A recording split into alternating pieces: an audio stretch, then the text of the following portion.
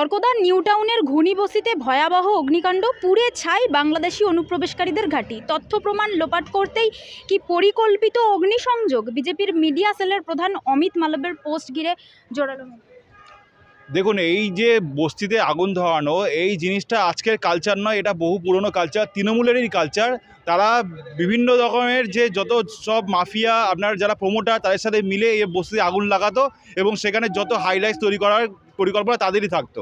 তাদেরই নেতা মন্ত্রীদের ঘনিষ্ঠ প্রমোটারদের এই ধরনের প্রকল্প তারা বহু করেছে। আমরা বিগত দিনে এরকম ঘটনা প্রচুর দেখেছি। আজকে সেখানে দাঁড়িয়ে আজকে নিউ টাউনের বস্তিতে আগুন ধরে গেল এবং সেখান থেকে সুজিত বসুর বাড়ি ঢিলছোড়া দূরত্বে, অথচ সে জানতেই পারলো না।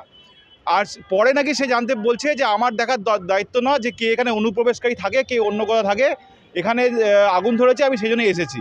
তা আপনার এলাকায় যে বেআইনিভাবে জনবসতি গড়ে তুলছে মানুষের, আর তারা সব উদ্বাস্তু বাংলাদেশ থেকে না আসা, আর আপনি সব জেনেও মুখ বন্ধ করে এতদিন তো ছিলেন কেন? আর সেই প্রশ্নের উত্তর দিন। আজকে বড় বাজার থেকে শুরু করে আপনার কাকুরগাছি থেকে শুরু করে নিউ টাউন থেকে শুরু করে রাসবিহারি থেকে শুরু করে সমস্ত জায়গায় এভাবে অগ্নিকাণ্ড সজিয়ে বিভিন্ন যারা বস্তি থাকে তাদেরকে তুলে দেওয়ার একটা পরিকল্পনা এই সরকার করেছে বিগত 15 বছর ধরে।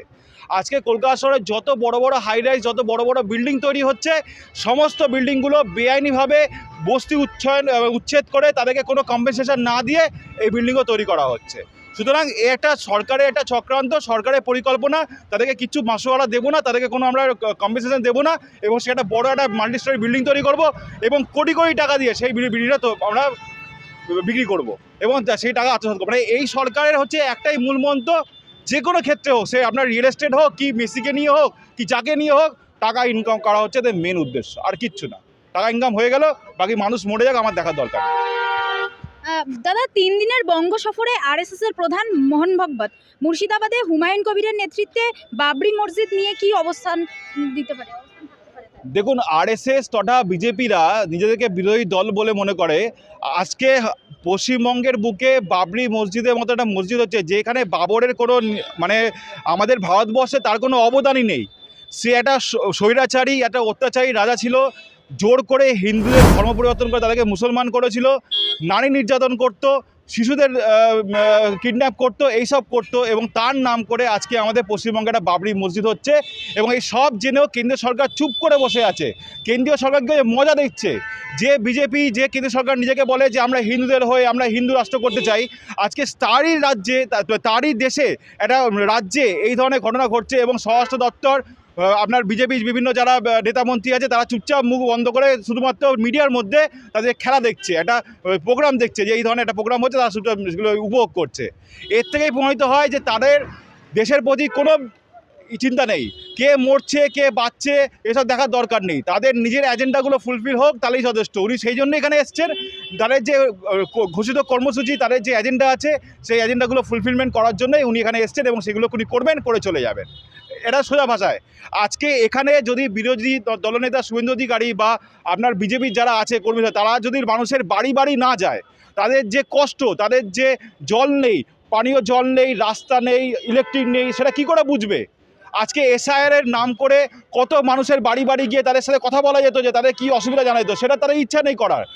আর বলছে কি আমরা ভবানীপুর জিতবো। আরে জীবনে জিততে পারবে না ভবানীপুরের মানুষের এখনও সেই আবেগ আছে তৃণমূলের মুখ্যমন্ত্রীর দিকে, কারণ তারা প্রত্যেকে বাড়ি বাড়ি যায়, আপনারা বাড়ি বাড়ি যান না।